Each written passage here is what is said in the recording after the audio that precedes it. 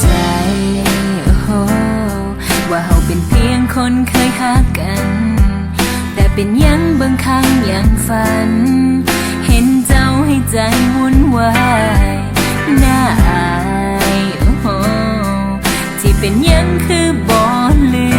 มอยากทำใจให้ได้เหมือนคนอื่นแต่มันเฮ็ดบ่ได้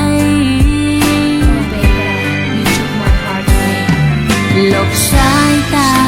เก็บอาการเวลาเจอน้ำบ่อยากทักทายบ่อยากทำให้ตัวเองเพราะยังทำใจบ่เก่งคือเจ้าคอยยังเหมือนเก่าในวันที่เจ้ามีเขาข้างกายอย่าทำให้กันด้วยการเข้ามาทักทายสวยลบสายตาแล้วทำเหมือนคนบ่รู้จักกันในเมื่อเจ้าก็มีเขาเลยบ่อยากให้เจ้ารู้ทันว่ามันยังลืมเจ้าบ่ได้เก็บคำถามและความหวังดีคืนไปให้ค่อยทำใจลืมเจ้าได้แล้วเฮาค่อยพบกัน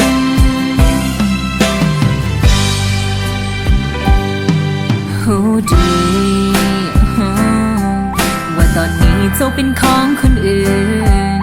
เคยบอกตัวเองอยู่ทุกคืนให้ยอมรับและทำใจกันน้ำตาแต่มันก็ไหลลงมาทุกที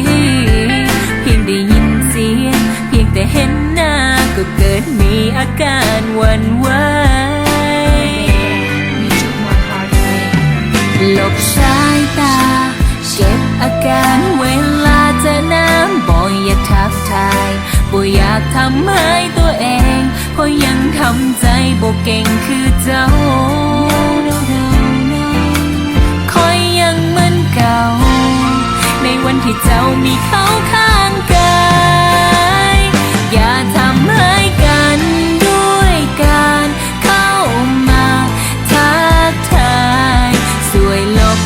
สายตาแล้วทำเหมือนคนบ่รู้จักกัน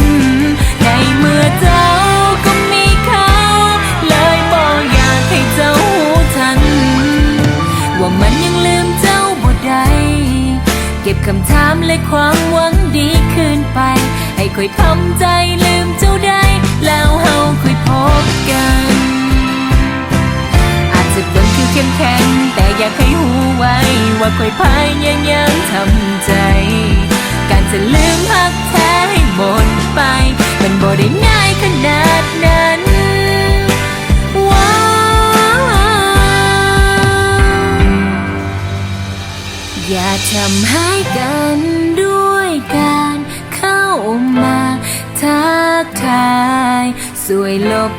สายตาแล้วทำเหมือนคนบ่รู้จักกันในเมื่อเจ้าก็มีเขาเลยบ่อยากให้เจ้ารู้ทันว่ามันยังลืมเจ้าบ่ได้เก็บคำถามและความหวังดีคืนไปให้ค่อยทำใจลืมเจ้าได้แล้วเฮาค่อยพบกันแต่ในวันที่ลืมเจ้าได้ค่อยคงบ่หายใจ